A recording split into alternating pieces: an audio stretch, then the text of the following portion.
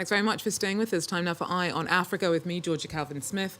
Tonight, South African President Cyril Ramaphosa is sworn in for a second term, and for the first time, his ANC party will be working in a coalition in navigating the country's many challenges.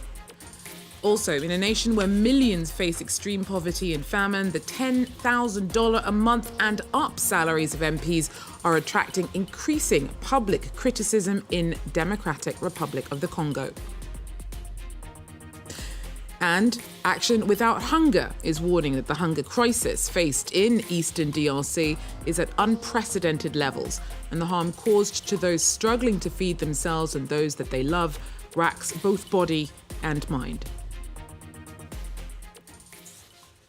But first, in South Africa, President Cyril Ramaphosa was sworn in for a second term on Wednesday.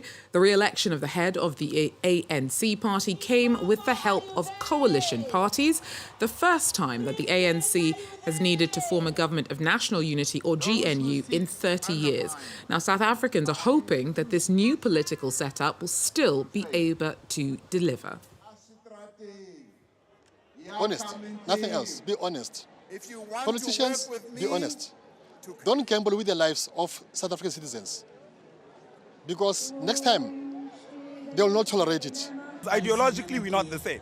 Go back to our people, because our people need service delivery at the end of the day. So hence, this GNU is something you will see.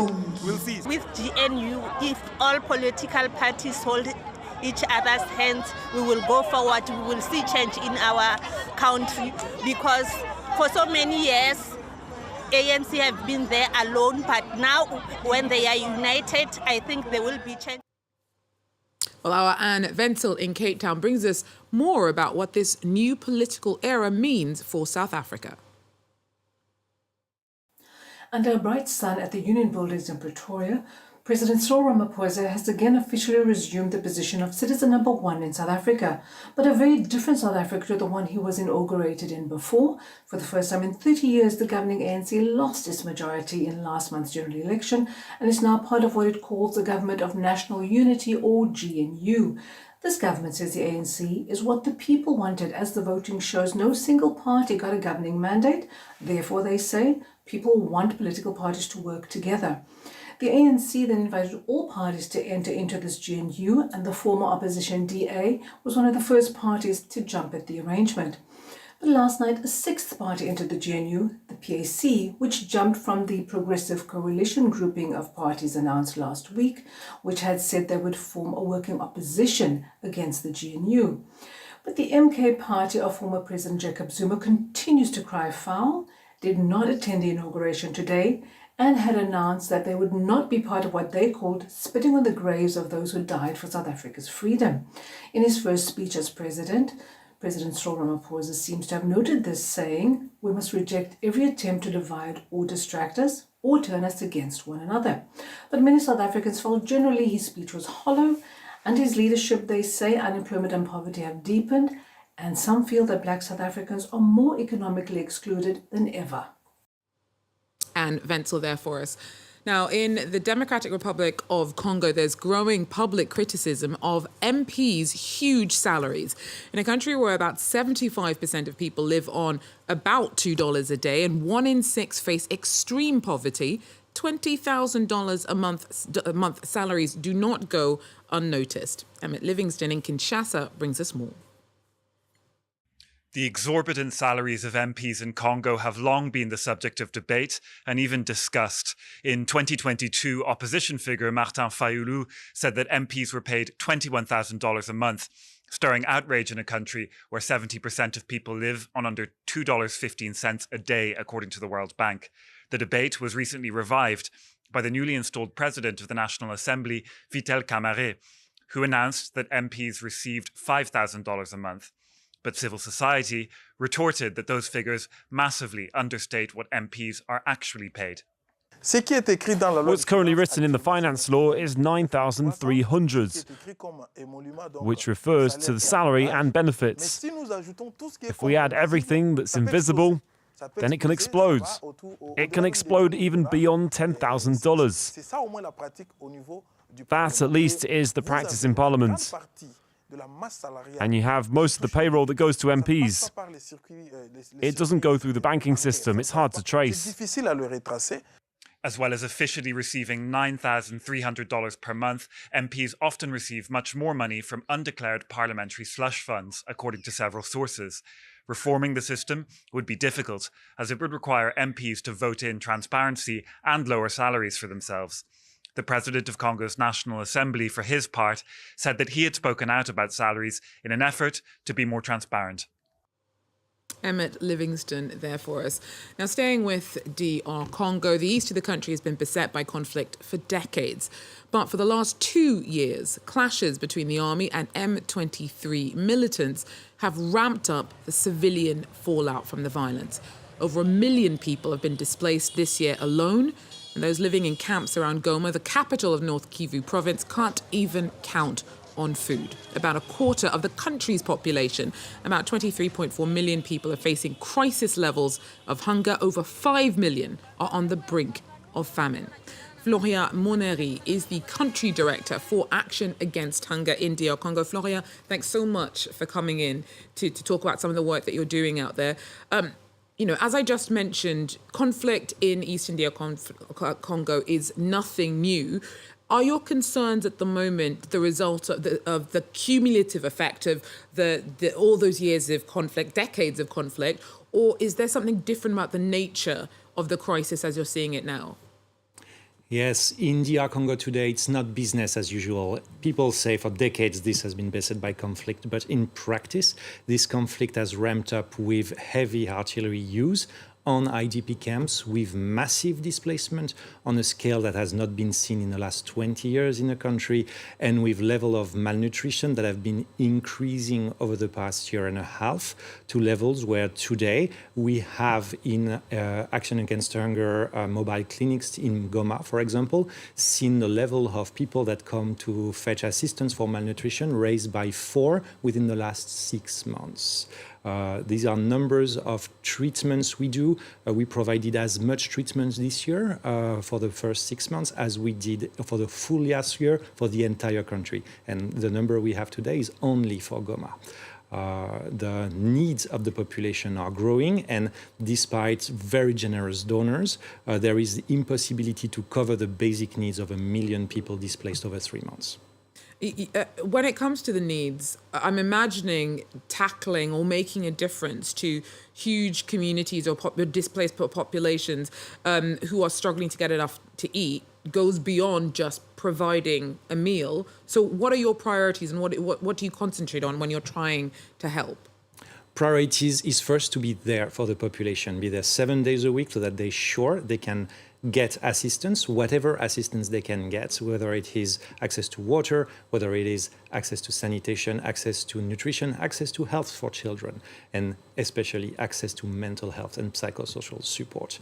Here, we've seen a number of cases in Goma increase for Action Against Hunger and its partners. We've treated 17,000 people in need of immediate mental health assistance over the course of 3 months, only in the IDP camps. Other partners are seeing the same numbers we usually do not see.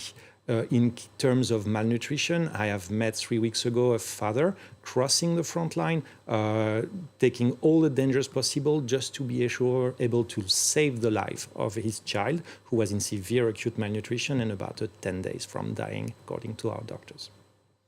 Where do you think that the crisis in DR Congo sits in terms of kind of global, international understanding of nutritional crises or emergencies? I think DR Congo today is one of the 3 big crises in terms of malnutrition. As you've said, 25 million in need of immediate food assistance, 8 million in need of nutrition assistance that has a health component, and several of them that are in immediate assistance and close to dying in places where it's very hard to access. What makes Congo difficult is the myriad of conflicts, not just the M23 conflict, and as well the difficulty to reach the population that is the most in need outside of Goma, across the front line, in places like Mweso, Bambo, Kichanga, Kiwanja, Rutshuru.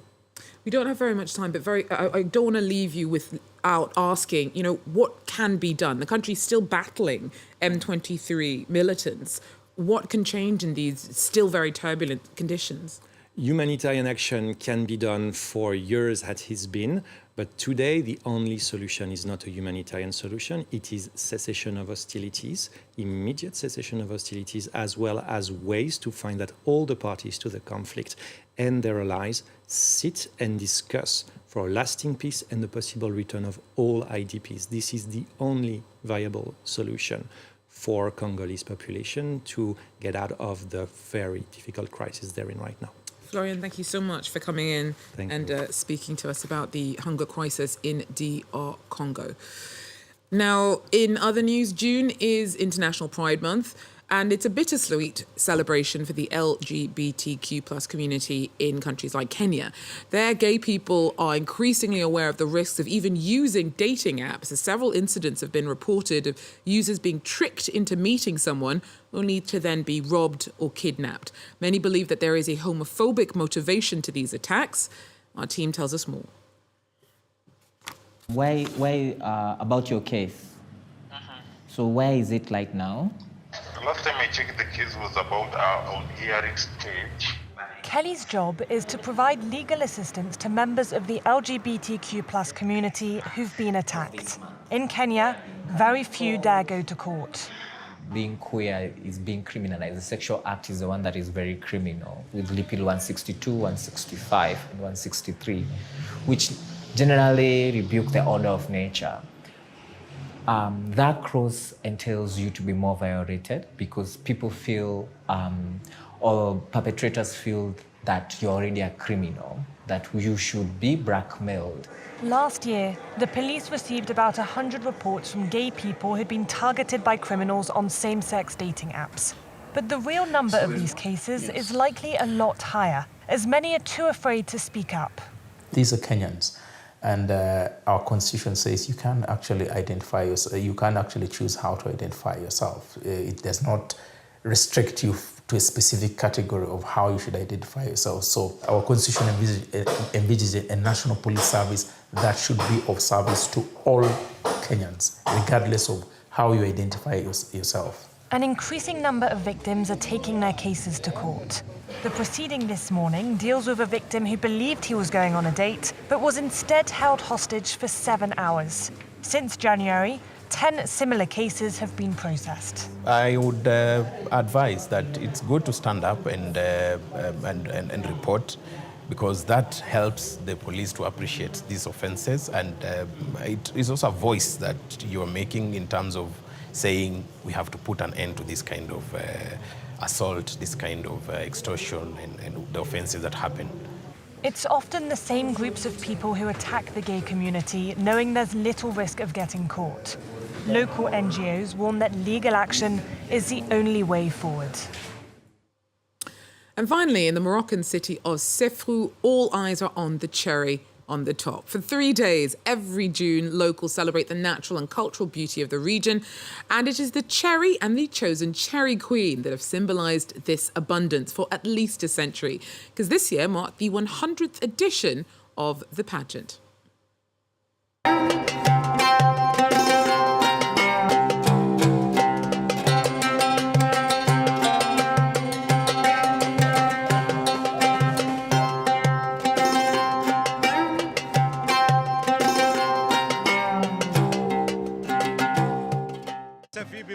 We are celebrating the Cherry Festival Beauty Queen Parade, alongside many activities that show the culture and diversity of our region.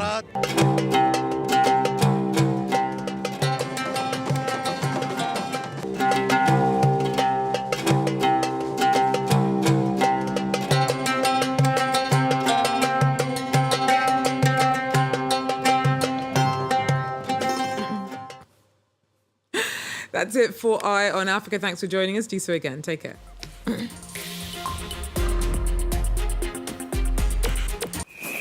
After 40 years of dictatorship, a handful of soldiers orchestrated a peaceful coup. O objetivo era o quartel-general da GNR, Guarda Republicana. O povo entrou no golpe de Estado e transformou-o em revolução. They were nicknamed the April Captains. Dar ao povo português projeto político coerente com a nossa atitude, democratizar o país, levar o povo às eleições e integrarmos na Europa. Volta atrás, quis combater e de alguma forma tentar que esses direitos que foram conquistados nos últimos 50 anos não voltem para trás. Retrace the fall of Portugal's dictatorship in the Carnation Revolution Revisited on France 24.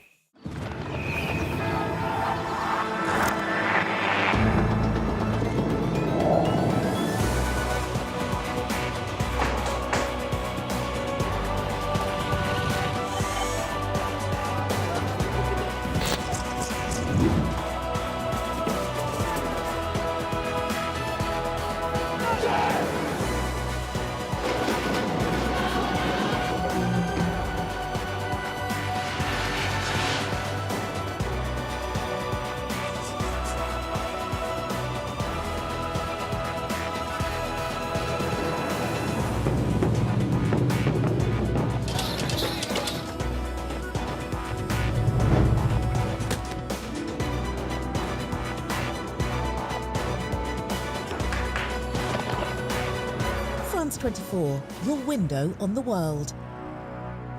Liberté, égalité, actualité.